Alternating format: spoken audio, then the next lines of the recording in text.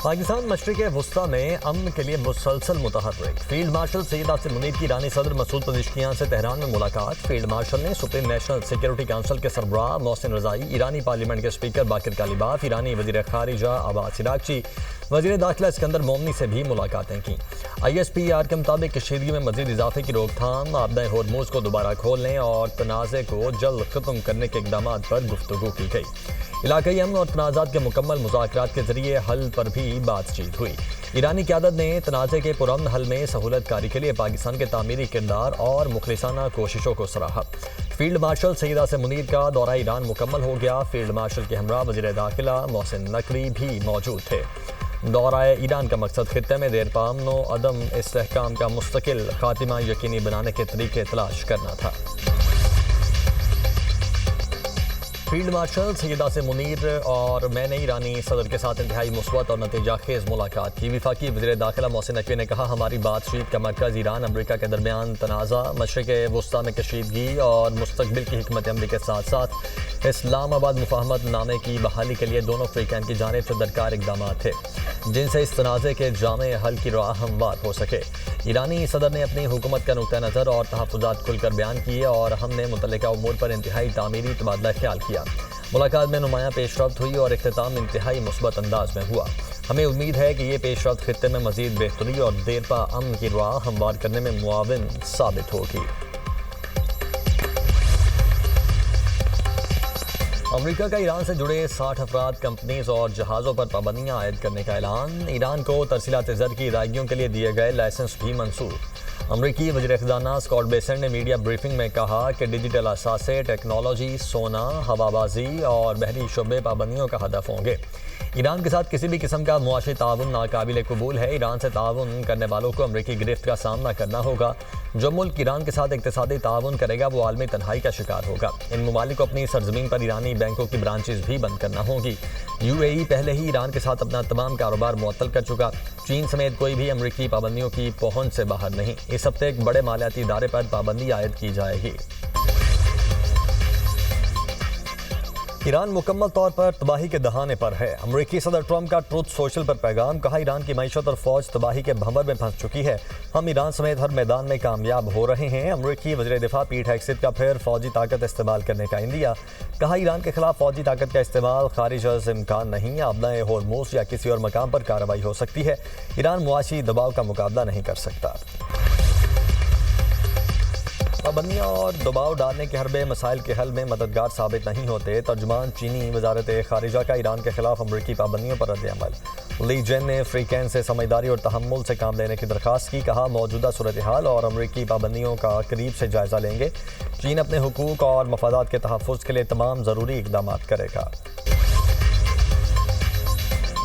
आपदा होर्मुज़ से तेल का एक कतरा भी गुजरने नहीं देंगे। ईरानी नेशनल सिक्योरिटी काउंसिल के सरबराह मोहसिन रज़ाई की धमकी, कहा ईरान पर बार बार इक़्तिसादी पाबंदियाँ नतीजा के साबित नहीं होंगी।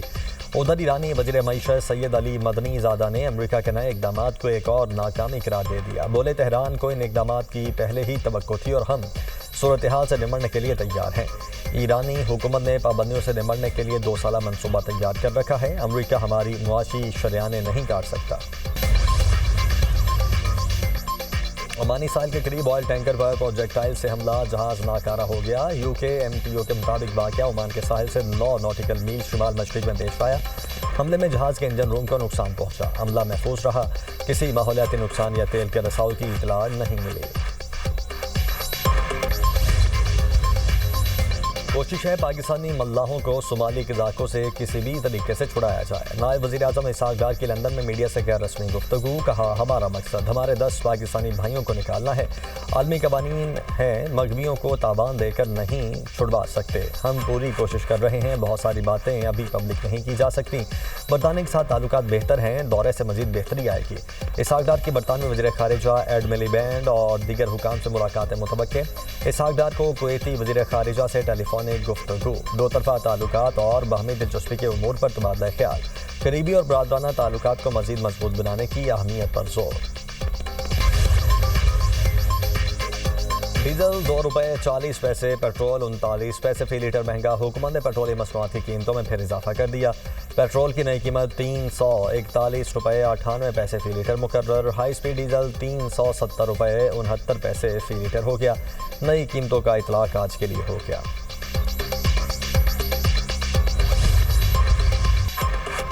नौजवान ताजिर मीर रजा कत्ल केस तहकीकात के लिए सिंगल मेंबर जुडिशल कमीशन कायम। सिंध हाई कोर्ट के हुक्म पर जस्टिस उमर सियाल पर मुश्तमिल इंक्वायरी कमीशन कायम किया गया।